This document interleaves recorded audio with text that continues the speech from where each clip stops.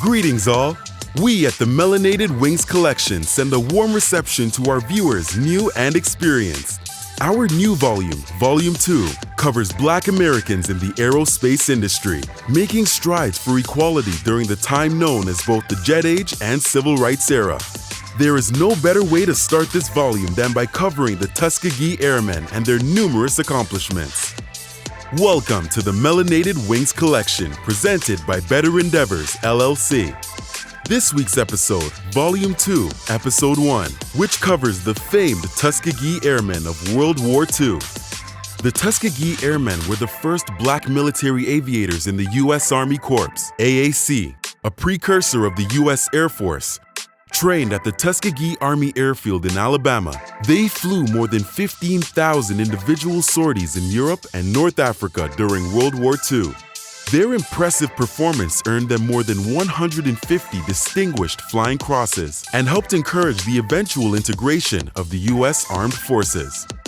On June 27, 1939, Congress passed the Civilian Pilot Training Act, CPTP, to train civilian pilots in preparation for the upcoming World War. Between September and October 1939, the Civil Aeronautics Administration received Tuskegee Institute's application to be a civilian pilot training institution. And after Tuskegee obtained permission to use the Montgomery Airport as a facility, the application was approved. In late February 1940, the Civil Aeronautics Authority, predecessor to the Federal Aviation Administration, FAA, approved Tuskegee's Kennedy Field for civilian pilot training after improvements to the field, eliminating Tuskegee's Institute's need to use the Montgomery Airport. On January 16, 1941, the United States War Department announced plans to create a Negro Pursuit Squadron, whose pilots would be trained at Tuskegee, Alabama. In February of 1941, the Civil Aeronautics Authority certified Tuskegee Institute for both elementary and secondary civilian pilot training. The training would take place at an improved Kennedy Field, Randy Johnson from Cubs to Hawks. On March 11, 1941, Henry Ford, founder of the Ford Motor Company, visited Tuskegee Airport No. 1, Kennedy Field, to observe civilian pilot training there. 1 week later, the 99th Pursuit Squadron was constituted into the United States Army. The 99th Pursuit Squadron was activated at Chanute Field, Illinois, under the command of Captain Harold R. Maddox, a white officer but composed of African-American enlisted men.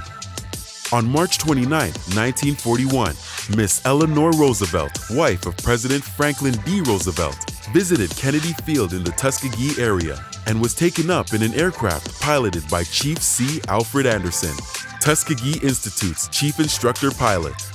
This fateful run-in was covered in Volume Chronicle 4.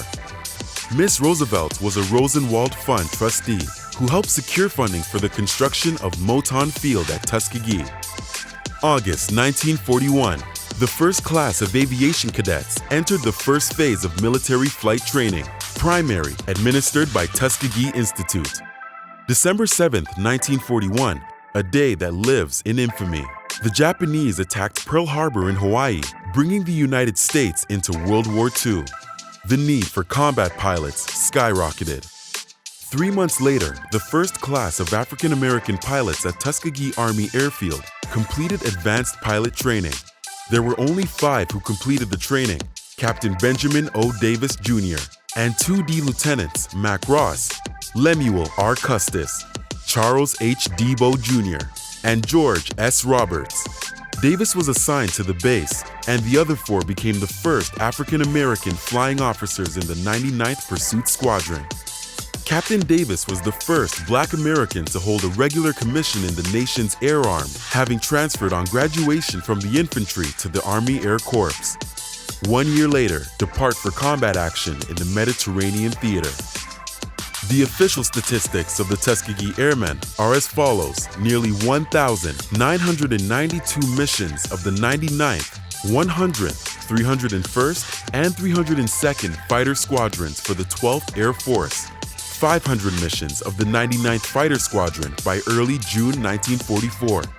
at least 311 missions of the 332D Fighter Group for the 15th Air Force, June 1944 to May 1945, including 179 bomber escort missions of the 332nd Fighter Group of the 15th Air Force, 172 heavy bomber escort missions of the 332D Fighter Group for the 15th Air Force, 112 aerial victories of the 99th Fighter Squadron and the 332D Fighter Group combined during World War II. Nearly 198 distinguished flying crosses were awarded to members of the 332D Fighter Group or its squadrons. 94 aerial victories of the 332D Fighter Group for the 15th Air Force between June 1944 and the end of April 1945. These flight squadrons piloted 4 types of aircraft in combat: P-40s, P-39s, P-47s, and P-51s. By the end of the war in September 1945, the need for pilots greatly decreased. Tuskegee Army Airfield ceased pilot training by the end of June 1946. By this time, nearly 1,000 black pilots were trained on this airfield. In the decades since, the Tuskegee Airmen served as a beacon of American equality. Numerous books, movies, and other media have been published and released to honor these heroes. The first movie to showcase the Tuskegee Airmen was released on August 26, 1995. The home box office, HBO, motion picture was broadcasted on television. While it made the Tuskegee Airmen nationally famous and honored for their achievements, it also spread the myth that the Tuskegee Airmen had never lost a bomber. 2 books were published a couple of years later in 1997. First was John B. Holloway's book called Red Tails, Black Wings, which was published by Yucca Tree Press. Later was a book by Lieutenant Colonel Charles W. Dryden called A-Train. Memoirs of Tuskegee Airmen was published by the University of Alabama Press. In November of 1998, current President Bill Clinton signed Public Law 105-355, which Congress passed to establish the Tuskegee Airmen National Historic Site at Moton Field in Tuskegee, Alabama. 1 month later, President Clinton promoted retired Lieutenant General Benjamin O. Davis Jr. to 4-star General to honor him for his historic career as the most famous Tuskegee Airman.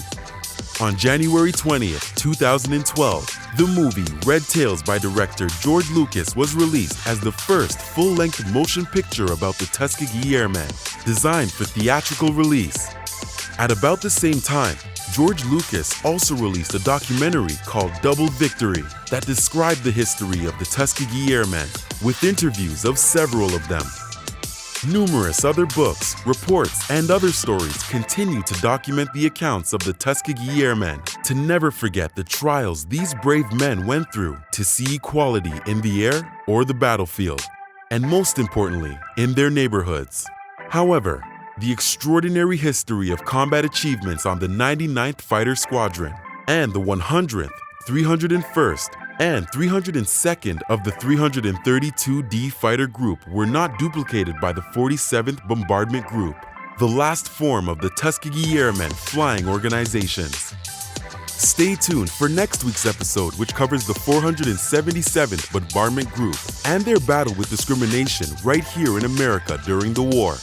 While they never left overseas for battle, these brave men fought just as hard within their ranks. Subscribe to our channel and click the bell to receive notifications of next week's episode's premiere, along with others to come during the 2nd volume. Feel free to visit our website listed in the description below to learn more about our Volume 1 and 2 chronicles. As always, have an uplifting day and stay up.